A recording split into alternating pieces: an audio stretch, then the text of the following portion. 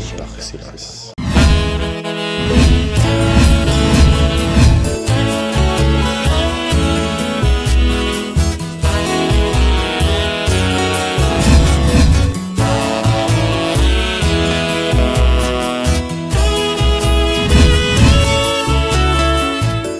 Mesdames, Mesdemoiselles et Messieurs, l'honneur nous échoit de vous souhaiter tous la bienvenue dans ces nouveaux numéros de votre magazine que vous préférez suivre à tout moment, les parcours.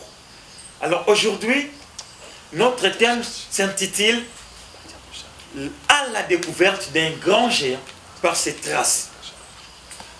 Pourquoi cette découverte? Parce que nous allons parler, nous allons décortiquer un peu quelques réalités sur la personnalité d'un grand messier qui nous a laissé depuis un temps au nom de Papa Ndombasi Zikunvala Masidikewa Oscar. C'est un messier que le monde avait connu, mais malheureusement n'avait pas découvert profondément. Alors sur ce plateau, je suis accompagné d'un grand monsieur avec qui nous allons vous décortiquer la personnalité de ce papa qui nous a laissé depuis un temps. Il s'agit bel et bien de Georges Ndombasi. Bienvenue parmi nous. Merci, moi aussi je vous remercie. Soyez les bienvenus, vous êtes venus chez moi. Comme je suis dans vos plateaux, oui, mais vous êtes les bienvenus chez monsieur. J'ose croire que vous vous comportez agréablement. Bon, je suis chez moi, l'église qui m'a dit c'est chez moi, donc je suis à l'aise. Avant l'entame principale avec vous, nous allons d'abord suivre les portraits de ce papa et on se retrouve juste après pour la suite. Magazine Le Parcours ya lelo elobeli fait Papa Ndombasi Zikunvala Masidikewa Oscar. Ye abotama le 5 mai 1927 na Mbanza-Ngungu na Congo Central ex-Bakongo. Azalaki mwana ya papa Nimbondo Jean pe mama Tombe Thérèse. Asala 3 ans na poste primaire kuna na mboka Mbanza-Ngungu. Pe quelques mbula ya sima azwaki mosala na société Otraco na 1950 lokola planton epai ya babelge. Esengeli koyeba lisusuke Papa Ndombasi Zikunvala Masidikewa Oscar na octobre 1985 abalanaka na mama Aviti Henriette Movia. Babota bana 10 dont 7 garçons et 3 filles. Kasi na bango nyonso misato batikaka biso kimia na milimo na bango. Papa Ndombasi Zikunvala Masidikewa Oscar ye azalaki homme d'affaires industriel na société to groupe oyasala na kombo ya groupe Donbass Congo lokola peinture Ndombasi hôtel d'homme na Kinshasa pe Mbanza-Ngungu pe usine ya monene ya fabrication de briques. Ye azalaki liboso protestant kasi akomaka kimbangiste na bambula oyo esilaka koleka. Ba œuvre na ye ezalaki oyo na kati ya église kimbangiste na bomoi ya ba papa Dialungana, papa Kisolokele, papa Diangienda. Na centre d'accueil kimbangiste ya Kasavubu ye asala construction na tribune oyo esika balelaka ba papa pe oyo ezalaka honneur ya ba chef spirituel kino mokolo ya lelo. Ye atonga bongo temple ya église kimbangiste na mboka Mbanza Ntungwa oyo ebengami bongo na temple mama Mwilu. Esilité asala bongo chambre spéciale ebengamaka na kombo ya chambre spéciale papa Kisolokele awa na commune ya Ngaliema na Binjama campagne esika oyo papa Kisolokele abandaka kovanda à tout moment soki esengeli azwa kimia moko propice. Esilité na temple kimbangiste ya Nkamba siège international Papa Ndombasi Zikunvala Masidikewa Oscar aposa bongo ba karo oyo esalaka fierté ya temple wana. Simana yango asala pe ba makambo mingi penza na église kimbangiste lokola ba peinture na ba bureau na temple kimbangiste ya Kamba na centre kimbangiste oya Kinshasa awa na Kasavubu na temple kimbangiste oya Madede pe bipai bongo na bongo. Exemple à suivre balobelaka malamu ya moto na oya salaka malamu kimia na molimo na ye. J'ose croire que cet élément a fait un grand plaisir à toute la famille Ndombassi, partout où il se trouve. Alors, M. Georges Ndombassi, avant d'entamer le sujet principal, c'est-à-dire à la découverte d'un grand géant par ses traces, les téléspectateurs et téléspectatrices veulent savoir qui fut Papa Ndombassi. D'abord, l'appartenance, votre appartenance dans cette famille Ndombassi. Je suis bien un fils de Papa Ndombassi. La famille Ndombassi comprend 4 garçons et 3 filles. Donc je suis un enfant de Papa Ndombassi. Papa Ndombassi, père m'a appris à écrire Ndombassi sans N. Okay. Et j'avais vu beaucoup de gens à l'école et beaucoup de gens écrivaient Ndombassi avec N. Et il nous a expliqué que Ndombassi c'était un nom noble portugais qui était Don Sébastien ou Don João. Et c'était à cause de ça, lui il a dit c'est Don Sébastien normalement et on l'écrit sans N, Ndombassi. Et c'était une identité qu'il lui aussi a voulu faire. Quand je vois un Do et un Do, je sais Do directement c'est de l'autre. Quand je vois un Do, c'est quelqu'un qui n'est pas de la famille Ndombassi. Ok. Ouais. Puisque lorsque nous parlons en disant la découverte d'un grand géant, c'est-à-dire un géant, quelqu'un qui a œuvré, qui a fait beaucoup de choses merveilleuses pour que sa nation, voire même sa famille ou sa confession soit développée. Maintenant, qui fut Papa Ndombassi? Politicien, homme d'affaires, je ne sais pas. Papa Ndombassi, moi je vous dis parce que je suis son fils, et je dois dire que du bien de mon père, mais moi je vous dis que Papa Ndombassi c'était un grand monsieur. Et même moi, je savais c'est Papa Ndombassi, mais je puis connaître que Papa Ndombassi est un grand monsieur quand il n'est plus. Et j'ai compris que c'était un grand monsieur par ses œuvres qu'il a fait dans ce monde. Voilà, c'est ça que je peux dire. Il était politicien? Papa Ndombassi n'était pas politicien, il était un homme d'affaires qui est devenu un industriel. Papa Georges, lelo osepeli olobela Papa Nayo Ndombassi Oscar. Pona nini? Lelo nalingi nalobela Papa Nangai Ndombassi Oscar. Pourquoi? Parce que les gens voulaient savoir il était qui. Moi je vous dis, c'est même moi quand tu sais ce qui m'ont vie en vie, osoyeba munene na ite. Mais l'air Papa Nanga kei, lero soki na fani na zawo fana, l'air na fana nga mona zawo kanisa. Na comment mona Papa Nanga zalaki munene. Je te dis sincèrement, pour ça Papa Nanga il était un grand. C'était un grand monsieur. Et j'ai beaucoup de respect envers ce monsieur. Je ne sais même pas si j'arriverai à son talent. Ah bon? Oui, parce qu'il est tellement grand des choses qu'il a pu réaliser ou à Sali. Na yebité son akoka, mais le corps naza mwana SSK, yekata kopé sepso ba kasito sala plus que yé pour les anenge sengeli pour œuvre na yé continuer. Azalaki na religion nini? Papa nanga azalaki kibangiste. Azalaki liboso. Non, Papa Nangai akoli se convertir to comment? Azalaki protestant. Oui. Après ayo koma kimbangis, azali bayambaye officiellement na 85 après mariage na. Ok. Azalaki kutu bayambaye spécial, il était le seul bayambaka na centre d'accueil par l'ordre de Papa Diangenda bayambaye. Ok. Lokola pe etali kimbangisme tokotambala mwana muzindo na yango. Papa Nayo Ndombassi Oscar azalaki na ba relation nini na ba papa misatu, Papa Kiselokele, Papa Diangenda, Papa Dialungana. Pe pona nini alingaki a œuvre mingi na église kimbangiste? Koyeba pona nini bon d'abord na liboso papa azalaki na ba très bonne relation avec le papa, avec la famille sainte, vraiment de très bonnes relations.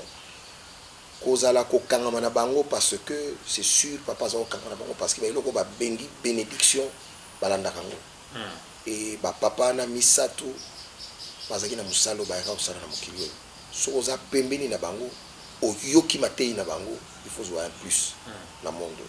Oui. Yangwana, ce sont parmi des raisons que Papa Ndombassi a kangama ki na bango parce que Papa Ndombassi il était d'une famille, sa mère azalaki un grand kimangisa ali bato papa Simon Kimbango au biso le bakaya liputa atia loboko sa tante la sœur ya mama ya papa na ye azalaki ki koko na ngai azalaki koloba ayebaki ni lire ni écrire mais azakaka kotanga Bible ya Kikongo soko yini Bible ya Kikongo azalaki kotanga. Cette tante c'est ma grand-mère. Sa grand-mère Langai, c'est la maman aussi de ma mère. Ok. Voilà. Donc, oyo bako comprendre te ba ni tante ya papa Langai, maman ya maman Langai, biso na lobi yango na Kikongo nga nazali mwana guta. Donc elobi nazali ba benga ka vutula menga. Ok. Voilà. Mais na époque wana ndenge lobi ya la famille sainte les trois papas, mais c'est totali ba monseigneur Bokele ya le bazalaki, ba cardinal Malula bazalaki, ya ba musulman bazalaki, mais ndenge nini aponeka ba papa bango misa une église kimbangiste, c'est écrit zalaki nini? C'est que zalaki nini bon, soki tozokini, c'est que mingi parce que tu sais je suis dans une famille vraiment kimbangiste. Voilà, je vous ai cité par exemple pour le banoka que photo zalaka na lili wana. Le papa de ma mère, tata abota maman nanga, azalaki ba jeune oyo ou bazango que la Simon Kimbango bilo a na plusieurs mazango. Ah bon? Il s'appelait Kinsumba. OK. Sadrak. Okay. Donc ozomona ke nazana lignée ya Kimbango. So ye na village na ngai, so yo ka lisolo eza église bangiste ke balobi ke Bible koyaka. Comment village en ligne? Luvaka. OK. Donc ozomona ke eza na katia. Donc nazana famille ya bato basambela. Nazana ba frère ou baza ba pasteur, nazana ba tante ou bazali ba pasteur. Malgré qu'ils ne sont pas dans l'église qui m'anguisse, mais bazana nzela ya centre. Bon. Donc ça veut dire que nous avons une famille moko vraiment chrétienne. Famille moko vraiment chrétienne. Oui. Papa Nayo Ndombasi Oscar. Asalaki ba grandes œuvres nini particulièrement dans l'église kimbangiste. Oyo pinze markaki mokili ti lelo tolobela ba trace na ye. Ba trace na ye ngana ko loba œuvre ya liboso papa Ndombasi asali na lingomba église kimbangiste. Tango basalaka inauguration ya temple ya Matete. Dans l'inauguration ya temple ya Matete, il fallait papa Diangi na zakana bandimi ebele baya.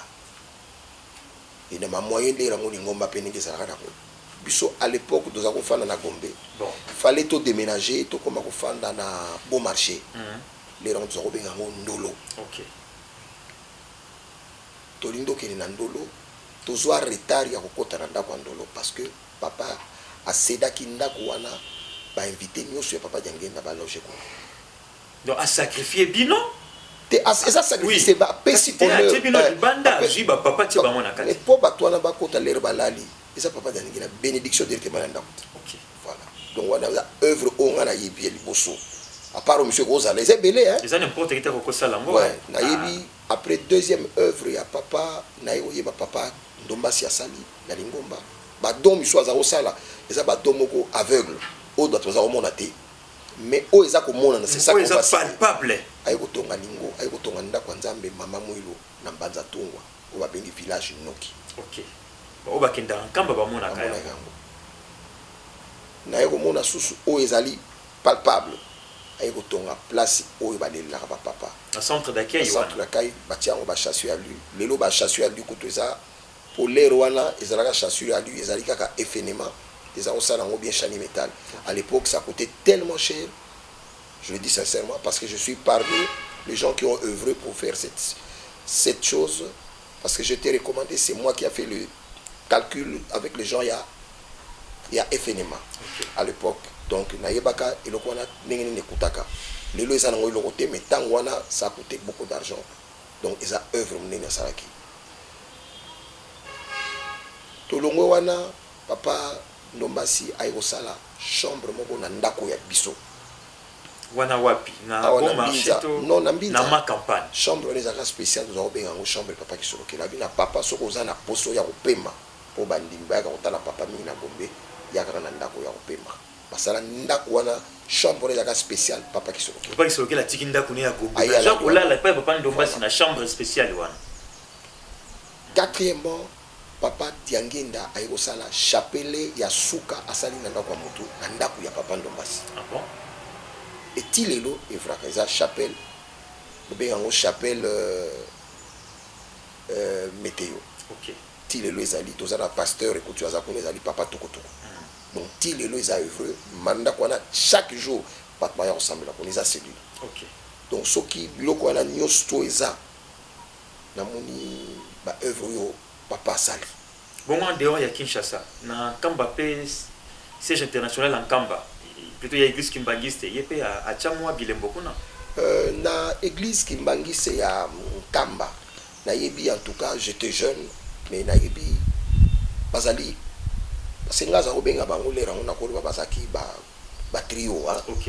Ya ki papa Kisombe, papa Mebeza, papa Ndombasi Bazali parmi bateau ba œuvre très fort. L'église Mangiste. Okay. Sont allés carrelage où est l'église Mangiste. Ils ont le beau qu'on a pas. Y a pas. Donc azam donc azam la dimension moko très très makasi pour to bana ko bana ko sosola ya sikoyo. Même ngamo mwana ne pona ya oyeba valeur na ye ne oyeba ngo après na ozala bilo niti na zongi na lisolo moko na ko bana mino. Pona yeba munene ya papa na ngai. Bala moko na ko batu ban Allemagne.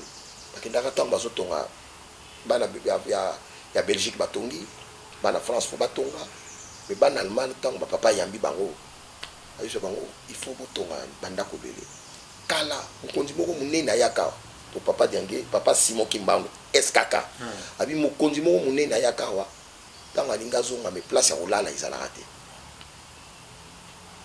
alinga lala na mutuka ne papa Fuma Mbanza habite alalisi alojaka ye alalisaka ye na chambre ya ye to papa Fuma Mbanza abimi na chambre ya coucher ya ye apesi mokonzi wana lala alali wana abi boyebi ye mutu anga lalaka ndenge nini bato balobi alalaka bien tout ça mais bato tu balima yeba ndani ezalaka nani? ezalaka papa Ndombasi. Ah bon?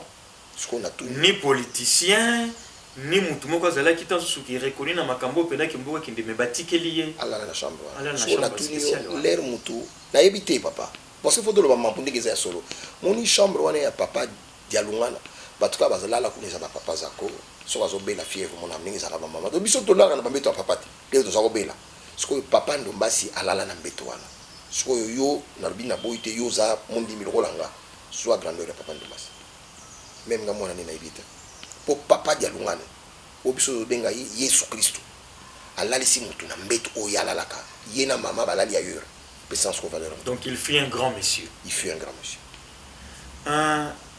Papa Georges, tout le monde a quand même Abraham abandaka kosala ba sacrifice mingi et pas yanzambe pour ayebike akozwa bénédiction pour la génération future na ye. Ba Isaac ba bima les 12 tribus d'Israël et bima grâce à Abraham. Alors papa Ndombasi Oscar azalaki papa na yo. Abandaki pe kosala ba effort nini polobi pe génération na ye ezala riche et pas ya ba papa wana misato. Papa ça qui est fort na sala qui a enseigné surtout tous alaka derrière ba papa, to respecter ba papa, surtout les ordres de papa. Moi j'étais un sympathisant qui m'anguisse. J'ai prié dans l'église Kala quand j'étais jeune parce que moi je les appelle pas des amis. On était la famille. Bana Gombe, Bana Mokoto, tout ça qui famille. Donc j'allais prier là-bas, Kimbansek et tout ça avec eux. Mais j'étais pas Kimbangisi. Nazo mon onga niti na loyenge. Tu comprends? Non, mon onga loyenge. Mais tant on a eu kokola, il faut comprendre que Nzela ya papa. Il fallait que je sois Kimbangiste. Et je suis devenu Kimbangiste. Moi, Georges. Je me suis décidé, c'est fini, la comédie Kimbangiste. C'était en avril-mai. Donc en avril 2004, dans la comédie Kimbangiste. Je me suis... Nabani Kokende, église Kimbangiste. Vous avez convaincu par rapport à l'œuvre, c'est là papa, c'est là l'église Kimbangiste. Sincère, je ne sais pas, il y a comme Kimbangiste. Donc, Parce que j'étais kimbangiste, mais j'en allais pas. Nazara bato ke ngana ko tonga église kimbangiste. Mais so dozana bato ba critiquer église kimbangiste ba tonga wana témoin na ba ko défendre. Mais na kena na église. Mais à partir il y a 2004 na bani ko kende église. Na bani ko kende kamba na volonté na nga. Papa oui ko kende kamba ça sacrifice. Au fan ya onzela wana banda 75 km oya mabulu ozo kende boyebite bo koma nini bo lala na nzela bo nyoko mandenge nini mbule ninge beta isa sacrifice. Donc pour mutsoro yoki akenda kankamba faut pesa ye félicitations. Isa blague te ko kende kamba. Isa te mon neto kende poto ezelengi. Pozo avion na kende poto. Yes plaisir na matavion. Mais nkamba yo mo yozo kende nkamba na ko nyoko ma pour na zo kende ko zo bénédiction. Donc kamba isa fin. Donc nabani ko kende kamba en 2004. Wale nazo kende kamba 2004 na zanga ki fona zanga ba 4 heures. J'avais qui est devenu aujourd'hui un pasteur, Papa Landou Malakidi, qui travaillait chez nous, Aza Papa Moko à Bokolanga. Au moins nous aussi travaillait chez nous. Et tant que nous kende kamba, j'allais avec lui. Allez, nous yeko na maman kamba. Ti le lope na komi. Na koma mona nkamba izana ngosolo bina ngato ni nkamba kana uli binenga zakala ubito keba ko ndo sa 3 jours ana ngate ili nkamba sona ki ngomba bina nga papa lui to fa na une semaine na mona ngol rien. Mais est-ce que na ba œuvre au pas ça là ils allaient répondre aux la dino bénédiction to bande ko sala ka tika sala te ba œuvre sala ka poise la biso famille ma bénédiction isa bénédiction sala bon lero ningi na komi boy isa ba esprit na ye. Je vous dis par exemple le jour papa na nga kufi toke ko kunda papa na kamba na mbaza tungwa excuse-moi tant de komi muto sala koloba na cérémonie avant enterrement ezalaki boso un grand homme un grand papa Kiakwam Gilbert dans la PC azoloba na papa il s'adressait à papa Simon Kimba Kiangani papa tout vide ici et le bien na lingala papa to bungisi le papa ndombas nenga kufi donc sili pe mutu mususu ozala susu et alobi da ye pe sili mutu asuka clôture ki poto telemisa koro ekendela na cimetière ezalaki yeme Tiki Nkamba aye ou assister à l'enterrement. Il y a maman, papa t'a enterré bani oloba. Mais papa, nous pas qui était papa le à répondre. Voilà papa Simon. Papa Simon abi kato vidi siko. Et le binen. La si tobungi cité. Dans Azakaka. Abi tombasi Azakaka. Mais physiquement ça sauté. Physiquement ça tête. Et on n'a pas compris comment écouter Kozala. Et à l'époque il y avait que bateau bazaba kimbangiste donc on va bien descend. Il y avait que ma soeur Bernadette Ndombasi. Donc le reste bana on moi aussi à pasteur Mvoindi. C'est le seul enfant on a benga à qui kimbangis. Et aujourd'hui on a soit avec ma nièce Nadia. Donc à Mvoindi, Yepé Azali un servant kimbangis. Ma mère n'en parle pas parce que je sauté. Okay. Et aujourd'hui, je suis le seul que je suis kimbangis. Et je suis fier d'être kimbangis. L'église où batcholaka, bafingaka, basekaka.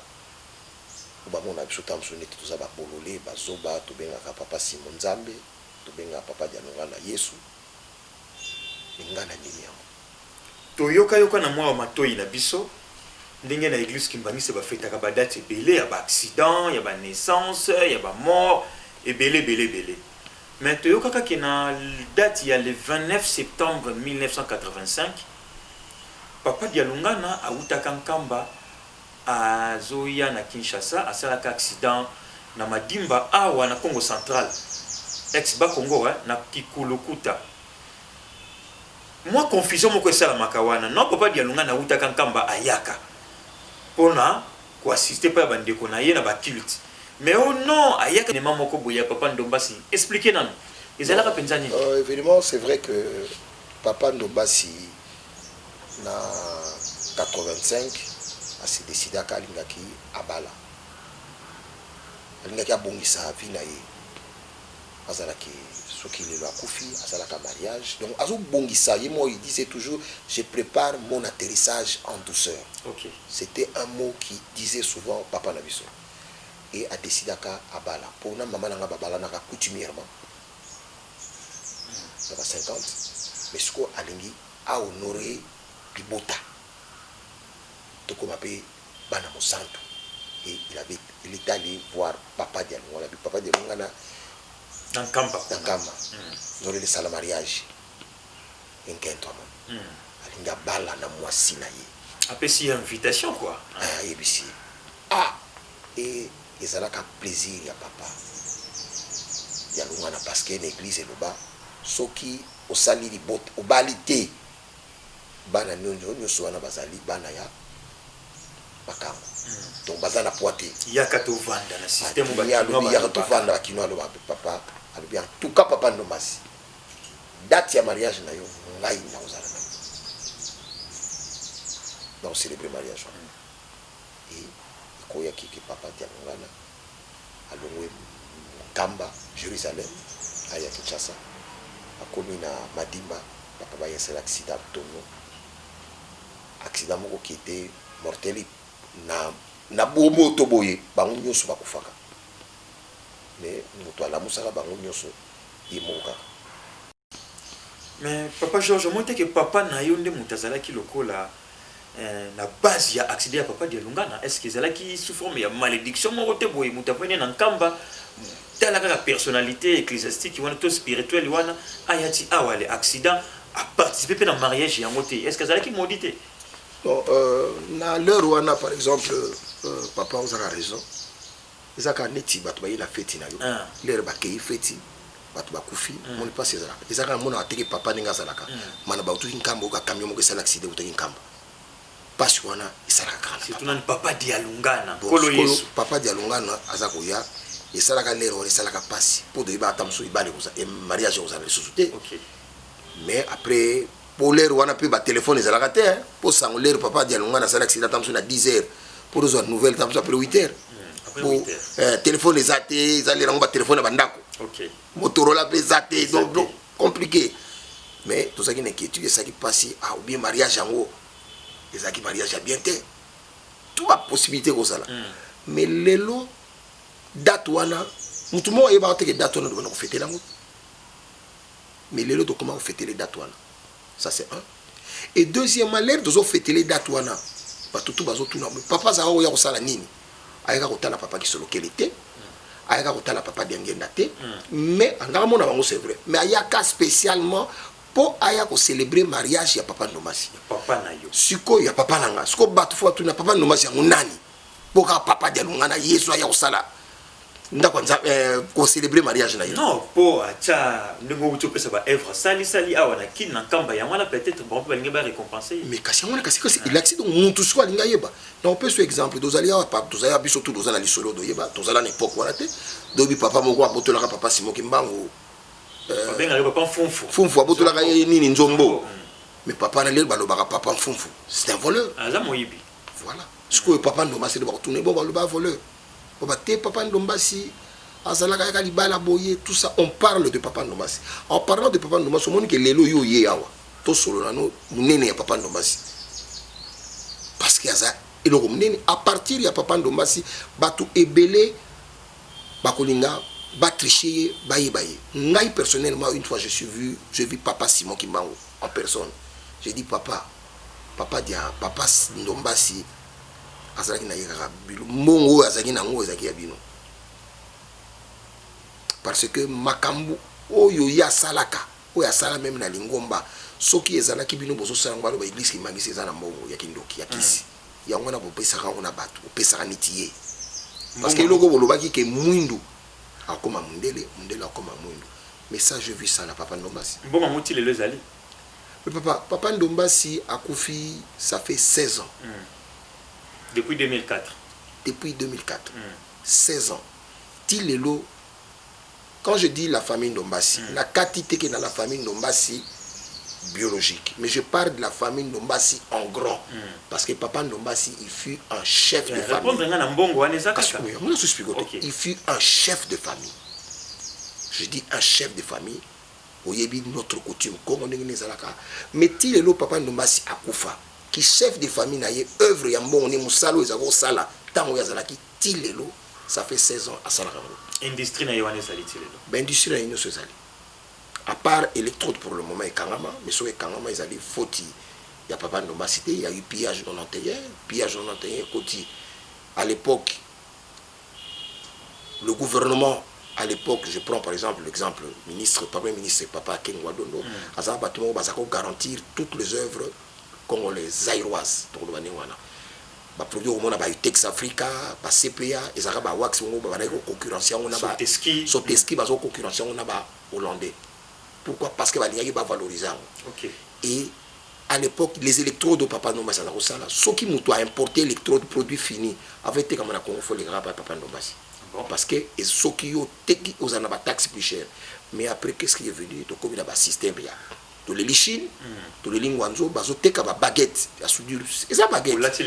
Mais qualité, ça baguette, il y a qualité de mon côté. Il y a une qualité européenne, il y a une communauté européenne, il y a une fabrication. Na Chine, na l'obité que la qualité à Chine nous sommes mais biso congolais tous a toujours l'habitude de besoin le moins cher possible pour tout ça la marché. Or que qualité à kitoko pesa. Parce que qualité ya ka po bateka moins cher pour les biso, esa qualité inférieure mais pouvoir d'achat ils ama ben na Congo, bato ba préférer somba wana. Tout le monde que ntina do concurrence en ngolo la l'état congolais asako aider bisoté, to bi non totika po to koya. Izine ko kama yangwana to kanga izine. Papa Ndombasi c'est une espèce idéale et pas papa. Précieuse, disons. Ah oui, tout le monde a idéal na papa parce que Papa Ndombasi c'est papa ou bazaki soki likambo papa ndiangenda lingia sala. Pour l'époque il y a papa Tolobezaki chef d'orchestre zaki papa ndiangenda. Papa ndiangenda ta ki soki azana likambo sala. Même papa qui soki bazako benga Papa Ndombasi tonto sala boye.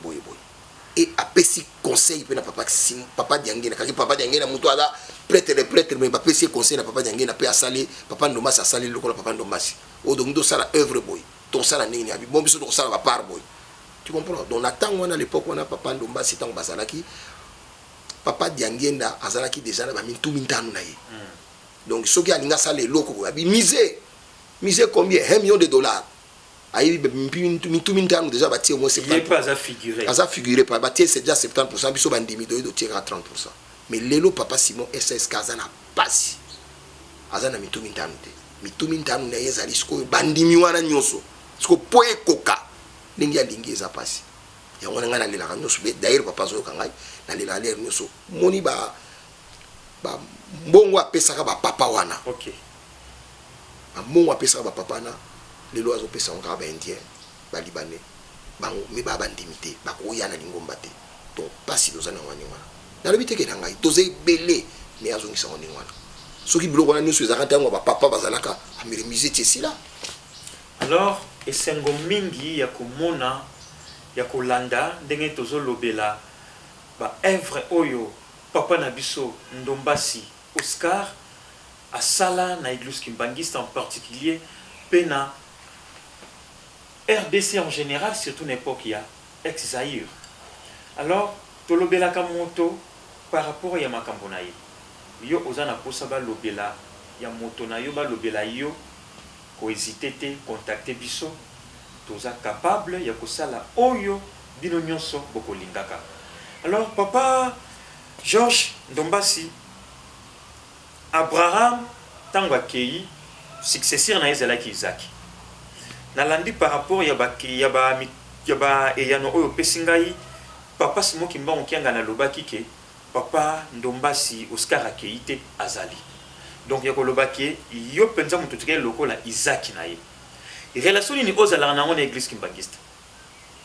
Papa dagina peso précision kolobakenga na za Isaac ya papa. Ah non, puisque yonde mutu za lokola non un représentant ya famille Ndombasi awana. Je suis d'accord. Nazali un de mots qui t'a mis à Papa Ndombasi. Okay. Mais kolobake ngai Isaac ngai item na kolobake. Et oyaza présent dans sens wana. Naza présent le long église kimbangiste, je dis autour de lobaki kutuza. Ah relation ni nozala mona ba papa. Ngai na ba papa naza na ba relation na ba papa.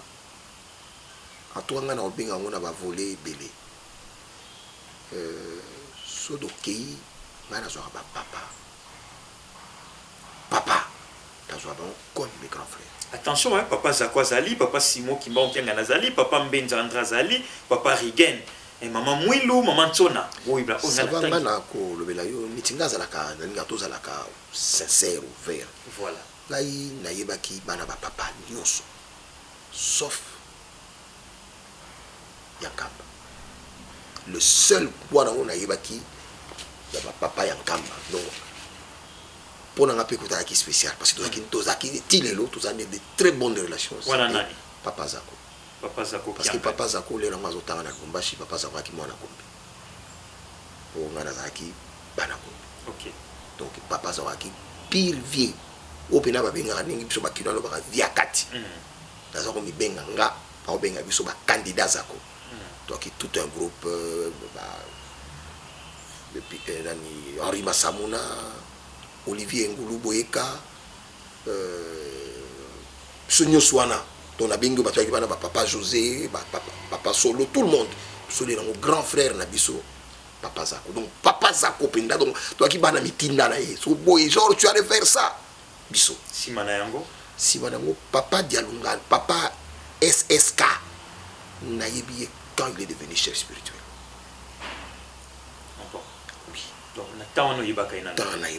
À partir de comme chef spirituel, c'est le moment où on a Papa Simon Kiangani.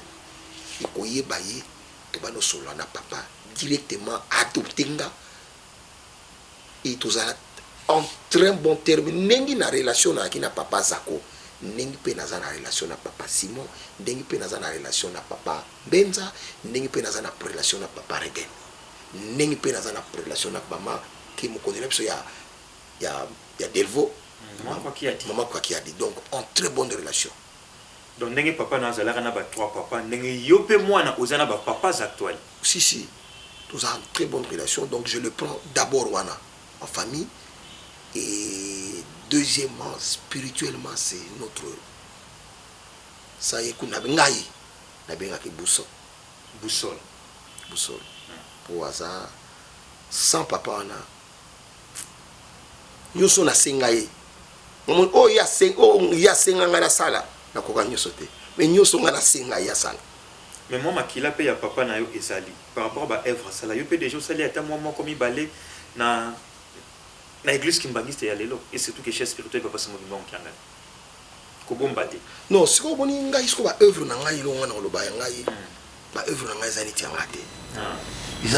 Izaniti na mima ba mimanga na mokongo. Mon que les fani toujours parler ba œuvre ya papa Ndombasi ngai pe na kolinga plus tard soki nazana ba œuvre ba sali ba balo belangai so na komi ko beta tolo ke ngai boye wana komi nous allons en ville obela quand même ba tu ba mona yo te ndaza te o ba mona soki loko na sala malam o ba mona te malam mais ti lelo na beta la tolo ponga na sali butin o tozo sala bongo yo sala ba œuvre ni mon diminio sur la lingoma qui mangis so le bina na sala œuvre ta ko si bo l'air de pesa même titsanyo ya $20 $10 et ça on sala c'est lingoma te.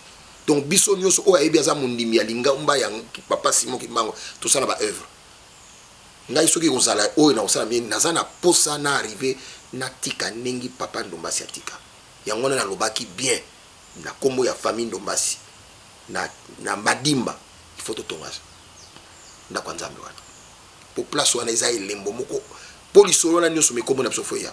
OK, oui. Donc œuvre de sala na kombo ya famille Ndombasi. Papa Georges Ndombasi te commis presque na suka. T'as la caméra na yo. Pendant 3 minutes. Liloba. Et pas yaba papa, kubana na chef spirituel, papa conseiller Zako, papa Rigen, papa Mbenza, maman quoi qui a dit suite. Pe deuxième na famille na yo Ndombasi. Tako banda liboso. Pardon benda papa, na ina banda bena yo papa. Papa na lela eloko nyonso makasi. Na yebi ke mission papa bozo landa. Papa biso bana na yo ya lingomba oyo ozo benga 3 = 1 bakimbangiste papa zongisi la biso misala zongisi biso ba marché na lobiteke nanga mais papa tika ko pesa ngona ba indien ba libanais na lobiteke baza batuti mais zongisa nengi batata na biso bazalaka papa eloko pena na kobeta ngona zo beta sete ningi balobaka mais nazo betela ngona yo nzambe limbisanga pour bamisuwa mona ngo no yo zo kolobela na nzambe ningi ngona te mais pona yebi ke mwana nyoso falela kana papa mwana nyoso asenga kaka papa achète-moi les bonbons papa achète-moi les vélos ngali lo papa na bi achète-nous les marchés achète-nous les misala tozonga ningi tozala ka tozala ba mitumi ntanu na yo papa eloko msute mais papa yo molo baki na ngai za kalate papa tozali a toza sima na yo toza awa biso nyoso ningi toza bakimbangise mise wana to yo sosonité faut sincère et na sengi ba ndeko nyoso yo azali ngomba na ba non kimbangise ba ona émission yo ba ko pesa moko na bango loboko na bango pona m'amuser et ko salisa bango libota bango na progéniture na bango mobimba ba papa nyonso bino nyonso na ba mama ba chef spirituel direct na pesi bino ko conseiller direct na pesi bino mbote mokako swa yango wana et famille na nga mobimba na pesi bino mbote mobimba tozala kaka eloko moko na kombo tata pe mwana molimo santo amen. Lelo magazine le parcours et surprendre yo et pas na yo awana ma campagne ya ko lobela papa na yo ben impression les amis ben impression na nga nazali bon nazali très content parce que d'ailleurs l'église qui mangis le radio télévision Ratelki na lingare koma et ya munene ils a fierté na biso baba na ko lobela biso na mokili mobimba lo ler boye pa na nga eza oluka ba tozo lukate po ba biso so ba yeba ki mangis ces années pour te parler car na papa Simon, papa Diangenda, papa Zako, papa Mbenza. Donc, pour l'équipe pour y bateau misusu oyo ba réussir na vie na bango. OK. L'école église mangis. Net exemple papa Ndombasi. Il a réussi. Je ne le nie pas. Ils na beta kenini papa Ndombasi il a réussi pour l'église mangis. Les longa mwana na bino na koloba na bino. Po ebele bazola na ba tata, ba mama. Nga mwana na bino. So il lelo na longwe kana lingomba oyo. Voilà c'est no force ya SSK. Biloko nyonso ning to fandi boy. Et aux assoûtés. Donc, batebele baya. Les gens, parfois, baza ouye bate. Babi, nul est prophète chez soi. Mais dans le binabino, n'ingina lo bangana batunyo sou, papo yazo ya. Et aïe déjà makasi. Tanga nazo tanga na tangi na l'école catholique. Tu verras na chapelet. So côté na ba voiture, mon na bazo tiap so ba chapelet. Bible bino bo sambela so bito sambela ngo. Mais lelo so to tambola mituka. Obani bana mbinza kake pa ingana zalaka. Ti na kitabiro na ngali limité so kutani na mituka papa Simon Kingbango SAK akoma olia Yesu na ba photo ya yeka na ba voiture ya bato chapelo au monde en moins donc na bina bango atabo so kima mazoya akoti déjà sibili dans magazine le parcours et ça li penza bien ya ko donc ça bien pour dans un besoin pour bato ba comprendre dans un problème mo biso ba africain biso particulièrement biso ba congolais to komaraté to tangaraté. Il y a un retard, il y a histoire, il y a l'église qui mangis. Il y a beaucoup de gens qui ne savent pas le valeur. L'air musée au salon, il y a de valeurs les en église qui mangis. Papa Simon Kimbango a commis le roi Léopold de Tom à Kangaï en Allemagne. Vous avez bien noté. Sur le bina bateau que bana ya papa Simon Kimbango, bango ba futa mette corqué pour l'indépendance à Congo. On dit bangoté. Sur le tali na parlement. Papa Charles qui devait être même président de la République. Oui. Mais les autres, quand dans l'histoire on ne parle ça pas. On ne le parle pas, mais ça va vérité.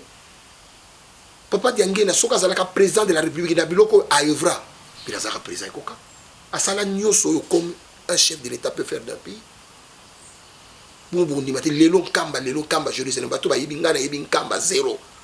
Ah mais non, qui peut croire qu'un camp est comme ma ville? Donc, on peut dire que vous avez été nombreux devant vos postes téléviseurs de suivre encore, comme je viens de vous le dire, le magazine, le parcours sur la découverte de notre très cher papa qui nous a laissé des points en temps au nom de Papa Ndombasi Oscar. Merci d'avoir été nombreux devant vos postes téléviseurs. Je crois que cette émission a fait un grand plaisir à tout le monde concernant la famille Ndombasi, la famille sainte de l'église kimbanguiste, ainsi que nos soutiens de près ou de loin. Merci beaucoup à Sandé News, à Tata Mapassa, pour m'inviter que déjà vous allez Mapassa. Il y a ça un grand effort, il y a la qualité de l'image. Merci beaucoup à l'équipe Ignon sur le montage. Merci beaucoup à directeur général Christian Konzo. Tokutani Bongo, dimanche, toujours à 19h30 après le journal télévisé, puis mercredi, à 13h15 après Malobaya, Papa Diangenda.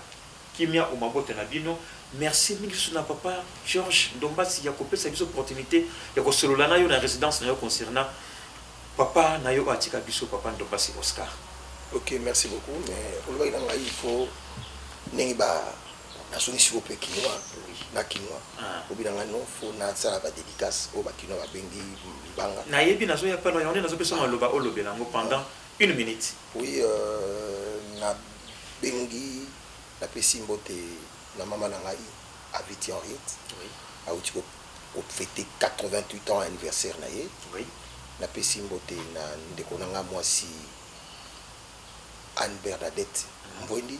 Na pesi pe na mobali na ye mbote. Na pesi na nièce na ngai Nadia. Na pesi na ndeko na ngai Kumbundu aza na kati ya Paris. Na pesi na Sadam. Na pesi na muto ya lani ngai émission mobimba aza na Paris Michael Louvuvamo.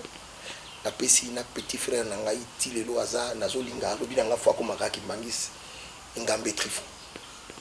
Aussi les siwana gambote. Na pesi mbote na mama ya bana na bana na nga nyonso natangi kombote bazai belé na bakoko nyonso na pesi mbote. OK. Tokutani bongo na mikolo ezali koya kimia umabota na bino. Papa Simo Kimbangu apambola bino lisusu. Merci beaucoup.